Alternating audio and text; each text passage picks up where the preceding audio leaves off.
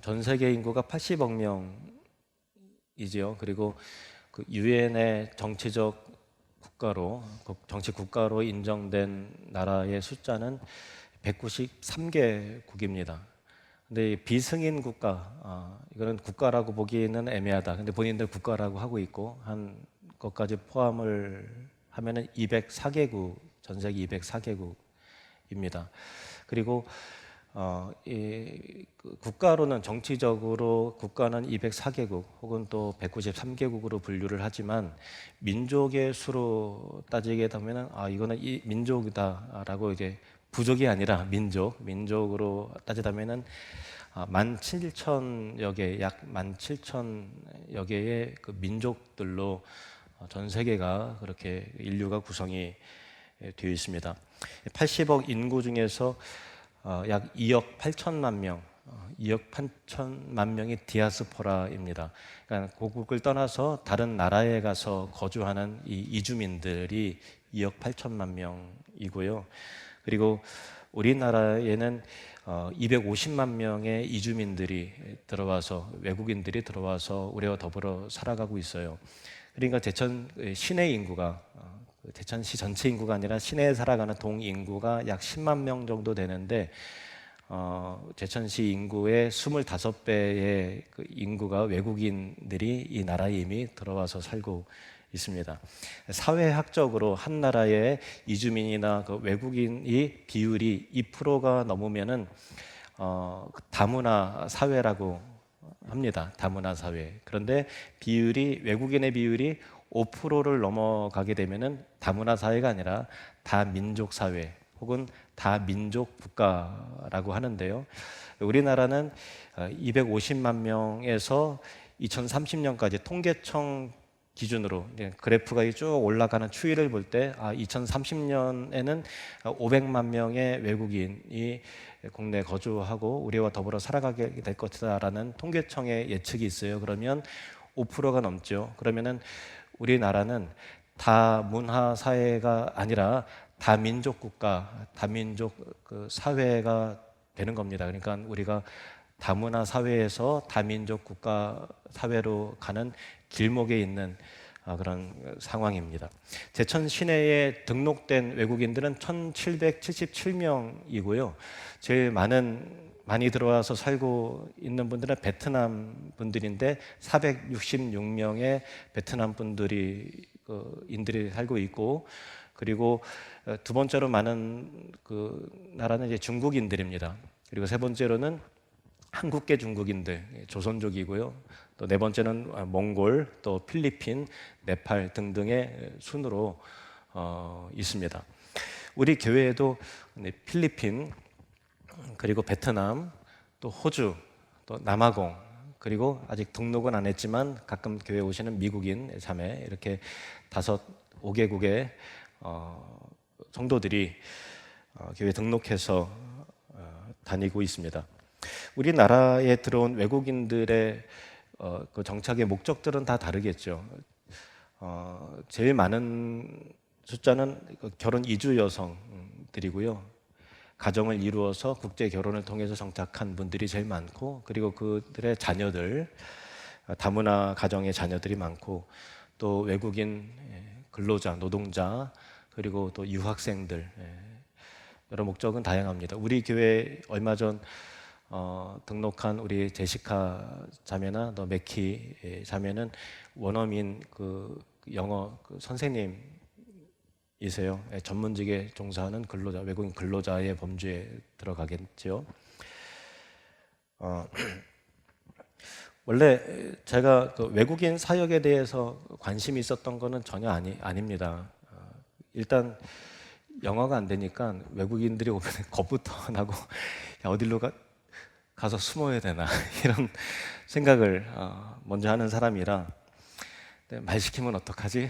뭐 서툴게 몇 마디 하다가 이제 막 진짜 너무나 간단한 문제도 엉망으로 나와버리면 어떡하지? 막 그런 두려움이 굉장히 컸거든요. 제가 서울에서 그 사역을 할 때 외국인들이 종종 왔었어요. 그러면은 이제 외국인 왔다는 얘기부터 벌써부터 심장이 뛰기 시작하고 말 시키지도 않을 건데 시키면 어떡하나 막 걱정이부터 되는 그런 그 정도로 영어에 대한 두려움이 큽니다. 10년 전에 필리핀 자매인 우리 케지아 집사님이 조명준 집사님과 만나서 결혼을 하고 우리 교회에 들어오게 됐는데 케지아 집사님은 당연히 한국어를 못하고 우리는 영어를 못하고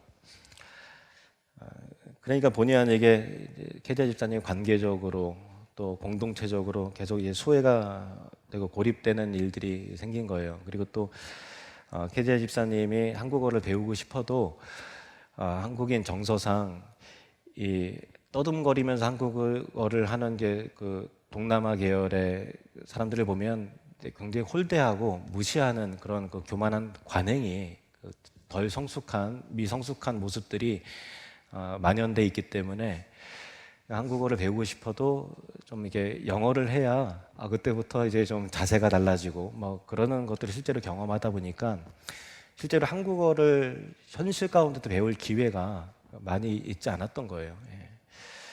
그러다 보니까 교회 내에서도 또 우리도 이제 그 영어가 무섭고 뭐 그러다 보니까 우리 케지아 집사님이 공동체 안에서 이제 소외되고 또 고립되는 10년간의 그 삶이 저와 제 아내 여러분도 마찬가지겠지만은 그게 미안함이자 아픔이었어요. 그러면서 하나님께 주시는 어떤 그 아픔과 미안함은 사실은 그 비전이거든요. 그래서 그 아픔과 그 고민들을 어떻게 해결할 수 있을까 하면서 몇 년 전부터 기도하기 시작했어요. 하나님, 우리 케지아 집사님 비롯해서 또 다른 외국인 이제 많이 들어오는 사회 속에 살아갈 때 우리 교회가 시대적이고 지역적인 사명을 잘 감당할 수 있도록 외국인 성경 공부 또 영어 예배 또 외국인 사역들이 활발하게 이루어져서 어떤 외국인들이 왔을 때 고립되고 영적인 은혜를 풍성히 나누고 행복한 공동체를 이루어야 되는데 그 가운데서 본의 아니게 배제되는 일이 없도록 우리를 축복해 달라고 그렇게 기도를 했습니다. 그리고 또 작년부터는 또 중보기도 팀과 더불어서 기도를 했고요. 그러다가 작년 10월에 홍석훈 강사님이 갑자기 사임하게 되면서 새로운 교역자를 청빙하는 이제 과정 속에서 미국에서 12년간 이민교회 사역을 한 김세현 목사님이 이제 지원을 하게 됐고요. 그리고 제가 김세현 목사님을 이제 모르니까 인터넷 막 찾아보고 설교 다 들어보고 그래서 뭐 신학적으로 잘 맞는지 그런 거 검토해야 되잖아요. 그래서 하는 그 과정 가운데 이분이 한국에 들어오신 목적 중에 하나가 그 이민자, 그 외국인 사역에 대한 그 꿈과 열망이 있는 분이구나 이렇게 생각을 해서 하나님께서 어쩌면 우리 교회에 보내주신 분일 수 있겠다라는 그 기대감과 또 그래서 면접하고 확인하게 되면서 확신을 얻게 되었어요. 그래서 우리 김세훈 목사님 부부가 우리 교회에 반년 전에 오게 된 이유입니다. 그래서 김세현 목사님하고 이렇게 비전을 이야기하다가 대신방 기간에 우리 그 조명준 집사님, 케지아 집사님 집에 방문을 해서 우리가 함께 그 외국인 성경 공부를 영어 성경 공부부터 시작을 하자. 그리고 하나님께서 또 다른 외국인들을 보내주실 수 있다.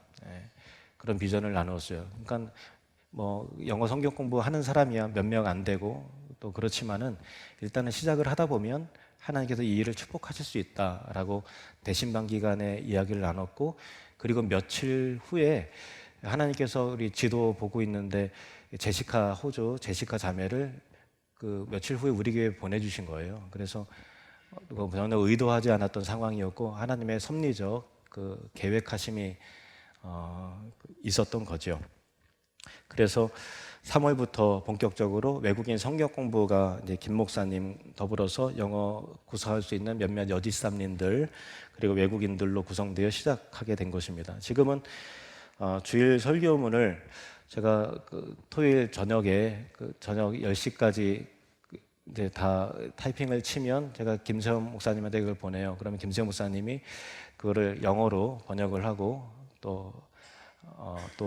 영어에서 또 베트남어로 또 번역을 해서 그 원고를 또 이제 나눠주고 또 이 SNS 통해서 해요. 그래서 우리 외국인 분들이 예배 시간에 이제 스마트폰 보고 있는 게 딴짓하는 게 아니라 설교 번역본을 이제 보고 계신 거예요. 예, 그렇게 해서 제가 한국어로 하지만 영어 번역으로 또 베트남어로 설교를 듣고 있는 상황이고요. 그리고 그게 또 현재로서는 제일 좋은 방법이긴 했으나 또 피드백을 들어보니 이제 설교의 그 현장감, 지금 어느 부분에서 설교가 진행되는 현장감을 느끼는데 좀 부족하잖아요. 그래서 우리 송혜지 집사님이 동시 통역을 봉사해 주시기로 했고, 그래서 동시 통역 장비를 구비를 했습니다. 그래서 6월부터는 어떤 외국인이라도 영어권의 외국인들이 오면 이제 장비를 나눠줘서 동시 통역 예배가 가능하도록 그렇게 시스템을 갖춰둔 상태입니다. 그리고 외국인을 향한 공동체적 헤세드 실천 내용으로 그 6월 10일 토요일인데 우리 교회에 있는 몇몇 외국인들이 제천 거주하는 외국인들을 친구 초청을 해서 식사를 고기를 대접하고 또 초대하는 그 외국인 초청 파티를 준비하고 있어요. 우리 팀과 더불어서 한 20-30명 규모로 그렇게 해서 그들 친구들이 또 복음을 접하고 교회를 접해서 또 몇 명이라도 더 유입이 돼서 또 새로운 외국인들이 같이 말이 통하는 사람들이 함께 또 여기서 공동체를 이루어가는 그런 모습들을 우리가 기도하면서 기대하고 있습니다. 구약 성경에 보면은 이스라엘을 향해서 그 땅에 거주하는 외국인들, 나그네들을 돌보라는 명령을 약 40회 정도 반복적으로 말씀하고 계신데 오늘 본문은 그 중에 하나입니다. 레위기 19장 33절 34절 말씀을 보시겠습니다. 레위기 19장 33절 34절 아까 읽었던 부분인데 다시 한번 같이 읽겠습니다. 시작. 거류민이 너희의 땅에 거류하여 함께 있거든 너희는 그를 학대하지 말고 너희와 함께 있는 거류민을 너희 중에서 나은 자같이 여기며 자기같이 사랑하라. 너희도 애굽 땅에서 거류민이 되었었느니라. 나는 너희의 하나님 여호와이니라. 네, 아멘. 구약 성경에 보면은 그 외국인을 향한 표현이 크게 5가지 정도에게 나오는데 오늘 본문에 해당하는 단어는 게르라는 이 히브리어예요. 그거를 거류민이라고 이제 번역을 했습니다. 여기서 말하는 거류민은 전쟁이라든가 기근이라든가 정치적인 이유, 또 사회적인 이유, 또 경제적인 이유로 이스라엘의 그 나라에 도저히 살 수 없어서 이스라엘에 들어와서 정착해서 이스라엘 백성들과 동화되어서 살길 원하는 이주민들을 거류민이라고 표현이 되어 있습니다. 그러니까 사회적인 약자죠. 경제적인 이유, 또 정치, 또 전쟁 등등의 일종의 난민처럼.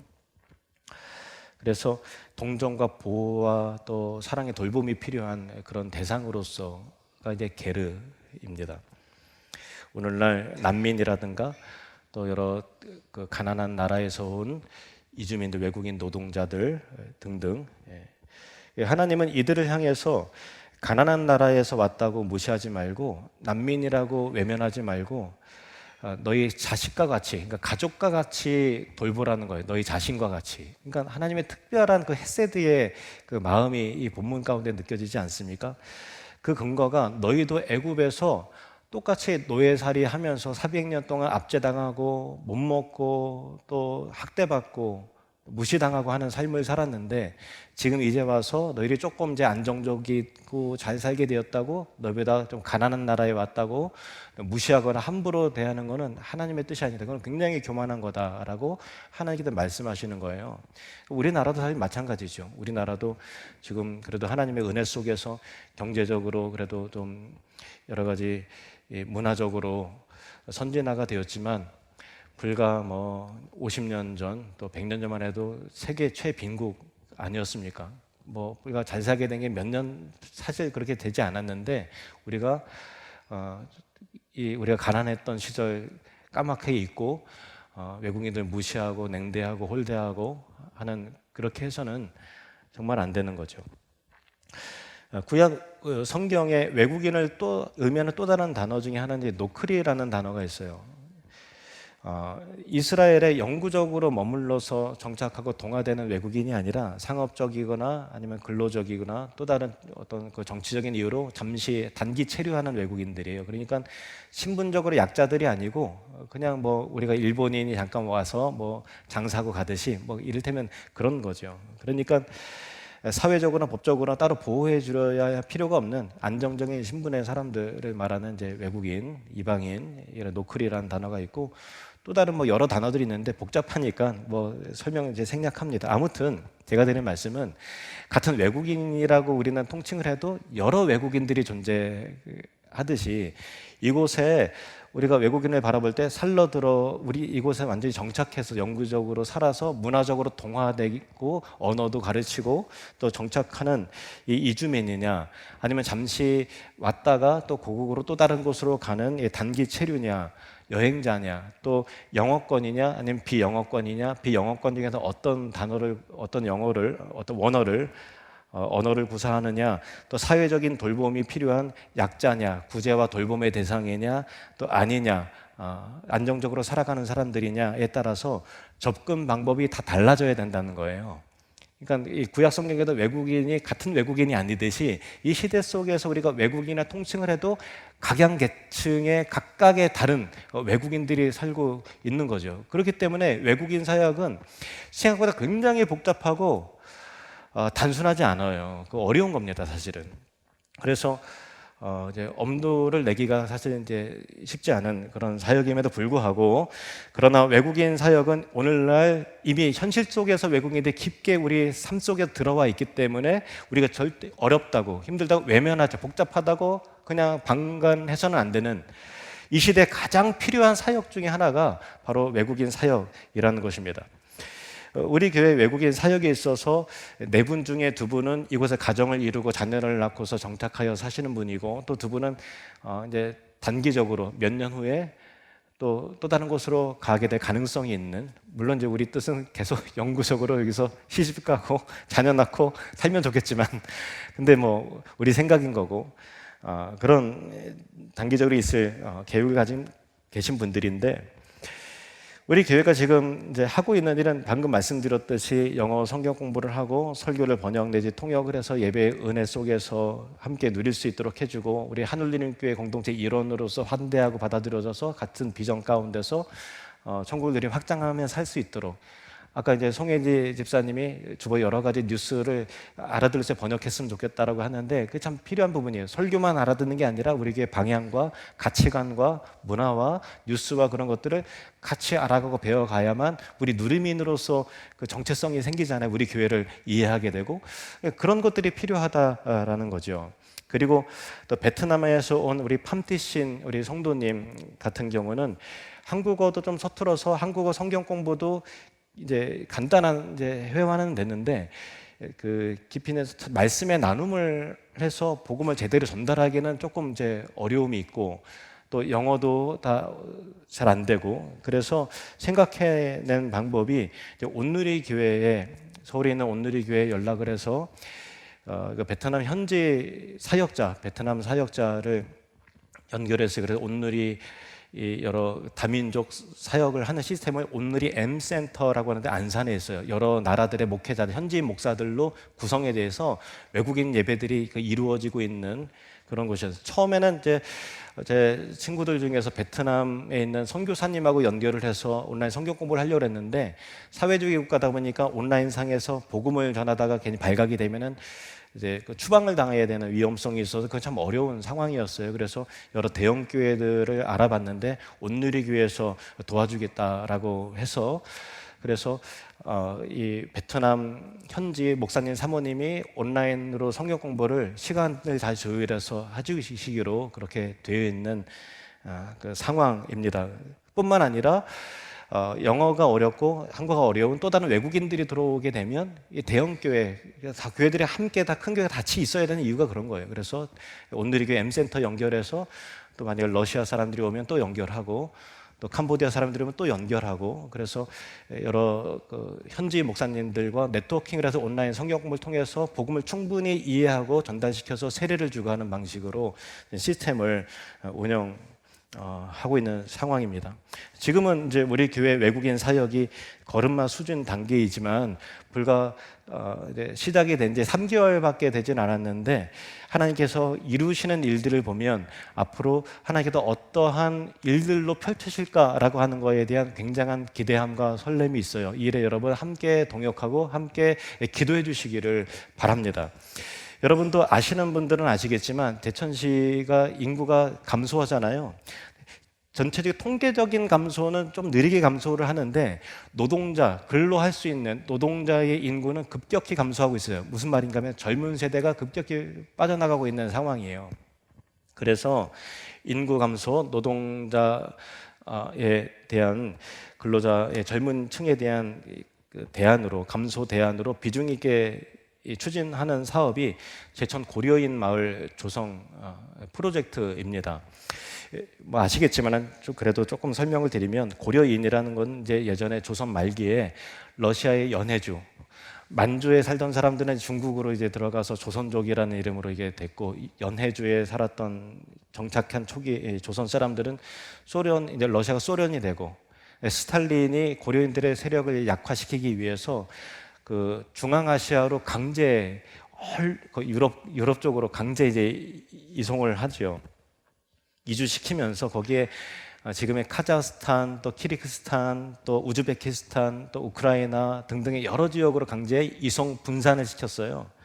그래서 거기에서 지금 이제 1세대 지나고 2세대, 3세대가 되어서 손자 시대 때까지 이제 내려오면서 살게 되는 후손들을 고려인이라고 하는데 현재 중앙아시아에 50만 명의 고려인이 우리 민족이 살고 있는 거죠. 동포들이 있는 거예요.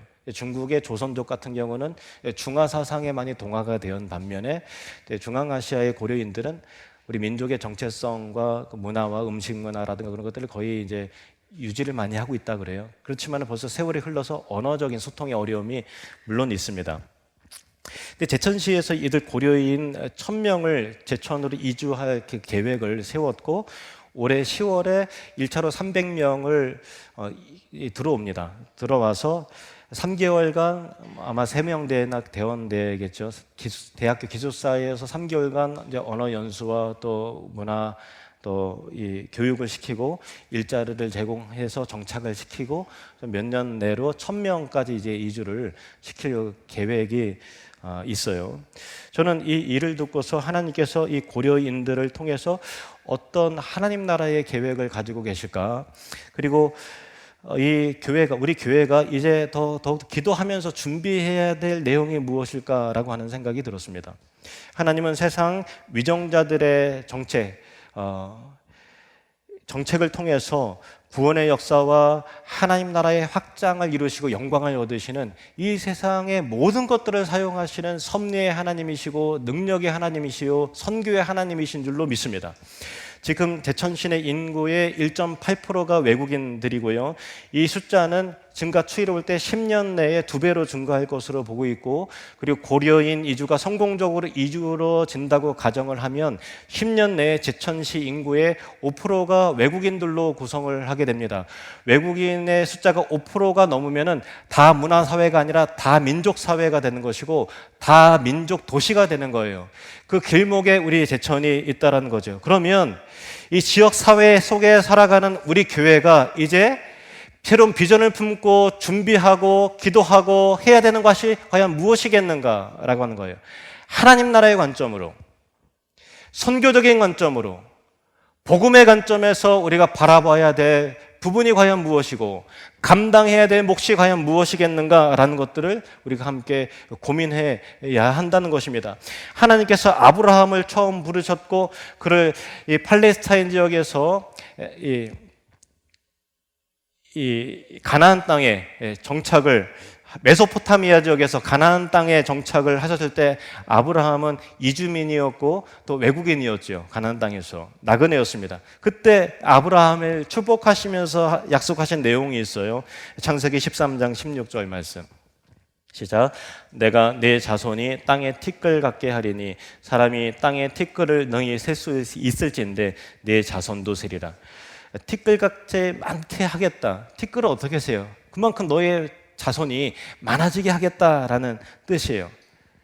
그렇지만은 이 티끌에 대한 또 숨은 의미가 있어요. 이것이 아브라함의 손자인 야곱에게 축복하신 내용을 통해서 이 티끌이 담겨진 의미가 단순히 숫자의 많음에 지나지 않은 것이나 더 특별한 의미가 있다는 것을 우리는 깨닫게 되는데, 창세기 28장 14절 말씀입니다. 창세기 28장 14절 시작. 내 자손이 땅의 티끌같이 되어 내가 서쪽과 동쪽과 북쪽과 남쪽으로 퍼져나갈지며 땅의 모든 족속이 너와 내 자손으로 말미암아 복을 받으리라.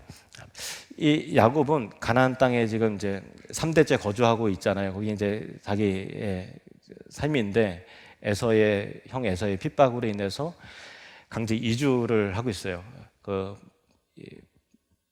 바단 아람으로, 어머니의 고향인 리브가의 고향인 바단 아람으로 이주해 가고 있는, 말 그대로 이제 외국인으로서의 난민의 삶을 시작하는 그 길목에 이 베델이라는 곳에 이르러서 환상 가운데 하나님을 보고 하나님께서 이 야곱에게 꿈속에서, 환상 속에서 축복하시는 내용인데, 내 자손이 땅의 티끌같이 되어, 여기는 많다의 개념보다 그 이상의 의미, 내가 서쪽과 동쪽과 북쪽과 남쪽으로 퍼져나간다라는 거예요. 그리고 퍼져나감을 통해서 땅의 모든 민족이 너와 내 자손을 통해서 복을 얻게 될 거야 라는 말씀을 하신다라는 거예요. 여기서 말하는 티끌이라는 단어는 아파르라는 단어인데요, 우리가 티끌 하면 이제 땅의 먼지 정도 생각하잖아요. 작은 알갱이 같은 거 생각하는데, 더 곱게 갈린 먼지, 가루, 입자가 더 고운 거를 의미하는 거예요. 흙보다도 더 얇게 갈린. 그러니까 이 티끌은 바람 부는 대로 움직여가고 흩어져 가는 거죠. 그래서 내 자손이 땅의 티끌처럼 바람 부는 대로 북쪽으로 가고 동쪽으로 가고 서쪽으로 남쪽으로 편만하게 퍼져나가는데, 너희 자손이 편만하게 퍼져나가 티끌처럼 움직여 여기에서 저기로 가고 저기에서 이곳으로 가고 퍼져나가는을 통해서 세계 모든 민족이 그 움직임을 통해서 복을 받게 될 것이다 라고 하는 새로운 선교의 시대가 열린다라고 하는 이 약속의 말씀이, 예언의 말씀이 여기 있는 것입니다. 지금 이 세상은 과거 어떤 시대와 비교해도 유례가 없을 정도로 수많은 사람들이 왕래하고 이주하고 또 여행하고 또 비즈니스하고 하지 않습니까?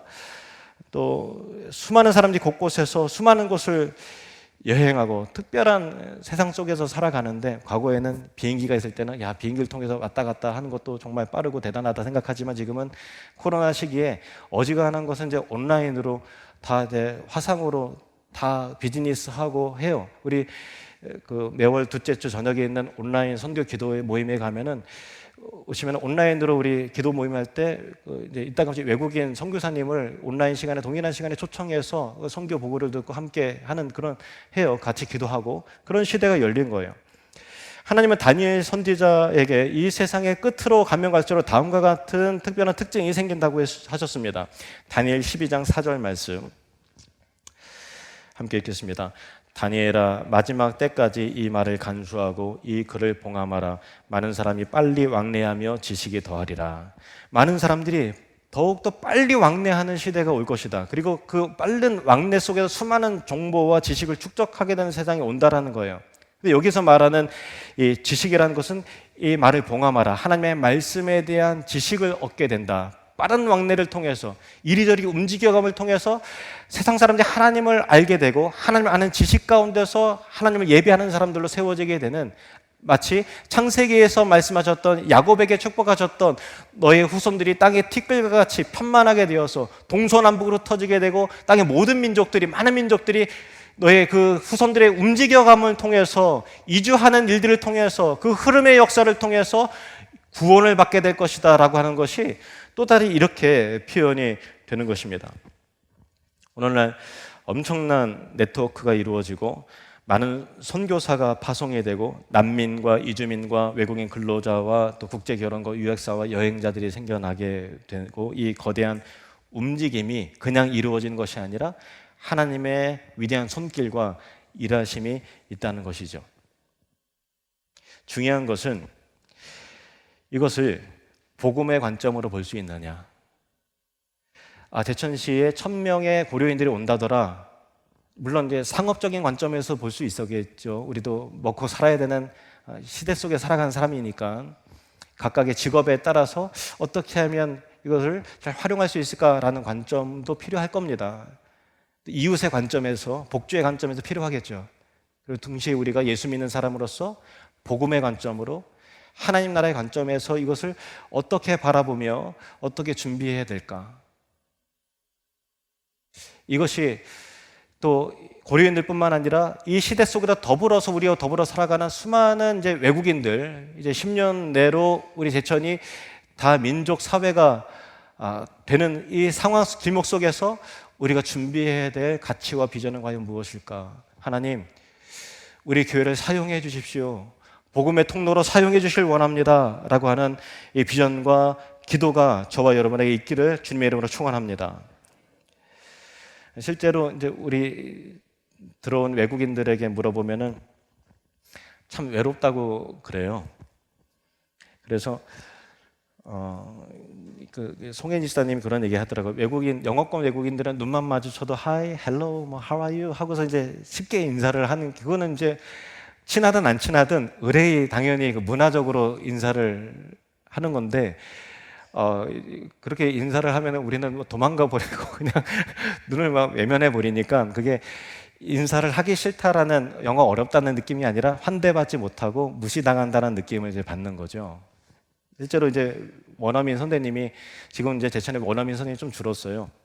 과거에 20명도 넘었다 그러죠. 지금 한 11명 정도인데, 지금 우리 교회에 3분의 원어민 선생님 우리 교회에 나오고 계신데, 각 학교에 원어민 선생님이 있으면은 선생님들도 이제 영어에 자신이 없다 보니까 애들 앞에서 원어민 선생님이 와서 이제 말 시키면 애들 앞에서 이제 영어 뭐 떠듬떠듬 하면은 이제, 야, 우리 선생님 별거 없네 이렇게 하면은 좀 이렇게 체면도의 말이 아니니까 무서워서 벌벌 떤대요. 그래서 복도에 막 이게 지나가면은 인사를 하고 지나는데 이제 눈빛을 서로 안 마주치려고 정면만 응시하고 이렇게 가고, 교무실에서도 외국인 영어 선생님이 이제 혼자 이제 고립돼 있고 뭐 그런 상황이 연출이 돼서 참 이제 어려워하고 고독하고 쓸쓸한 그런 것들을 경험을 한다는 거예요.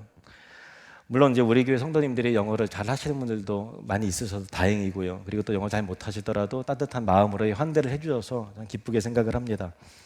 그러면서 이제 더더욱 또 우리가 간단한 영어의 말들을 이제 배워서 이게 이들한테는 환대하고 내가 너를 인정하고 반갑다라는 그런 제스처를 우리는 계속 보내줘야 되거든요. 그러니까 그 정도의 영어는 좀 배웠으면 좋겠어요. 그리고 또 우리는 또 그러면서 또 괜히 또 헬로 했다가 또 뭐라고 이게 얘기하면 그 다음에는 이제 꿀먹은 벙어리는 그게 두려워갖고 아예 처음부터 시작하지도 말자 이렇게 하고 있는데, 그래서 제시카나 맥키 자매에게 이제 미리 얘기를 할 내용은, 우리 성도님들이 How are you 한다 하더라도 같이 이제 거기까지만 이제 How are you 하고 주고받지 더 이상의 이제 깊이 있는 대화는 하지 않기로, 그것도 엄청 이제 용기를 내서 한 거라는 거. 이제 다민족 사회로 가는 이 시대 속에서 우리가 외국인들에게 사랑의 눈빛을 보내고 간단한 인사법을 배우고 이제 더불어 살아가는 시대 속에서 어떻게 이들과 더불어 친근하게 같이 공유하면서 살아갈 수 있을까에 대한 그런 마음이 필요하죠. 그리스도의 마음으로, 헤세드의 마음으로 그들을 환대하는 것이 필요합니다.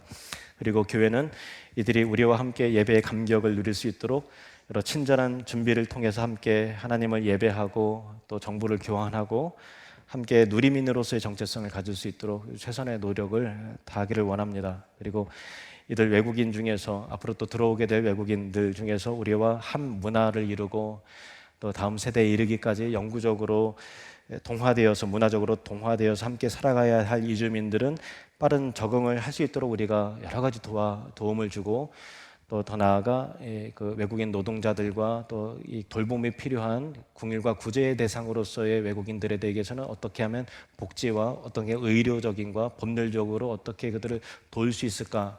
물론 이제 현재로서는 그럴 능력이 없지만 하나님 그래서 우리에게 이렇게 할 수 있는 이 인적 자원과 물질적 자원을 허락해 달라고 기도하시길 바랍니다.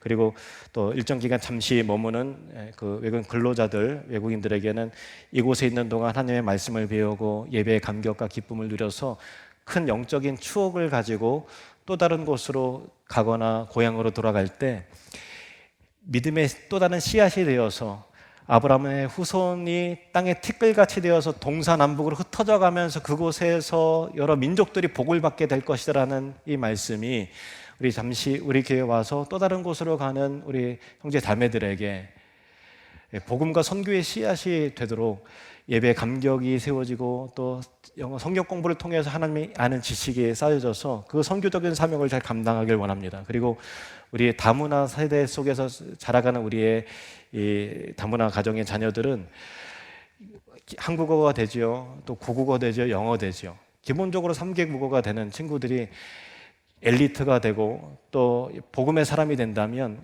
전 세계를 비즈니스하며 누리면서 다니면서 얼마나 하나님 나라를 힘있게 감당을 하겠어요. 이런 꿈을 꾸기를 원합니다. 우리 다음 세대들이 비전의 사람이 되고 또 열방에 하나님의 복음을 증거할 수 있는 사람들이 되어서 우리 하늘누림교회가 천국을 누리며 확장하는 것이 이 세대가 지날 때 더욱더 크게 왕성하게 이루어질 수 있도록 함께 기도하길 원합니다. 이들을 환대하고 이들을 따뜻하게 하고 두려워 말고, 저도 용기를 내고 있습니다. 여러분 같이 용기를 내서 다가가고 외국인을 향한 공동체적 햇세들을 이루어내는 선교적 교회, 시대적 사명을 감당하는 우리 하늘누림교회가 되시기를 주님의 이름으로 축원합니다.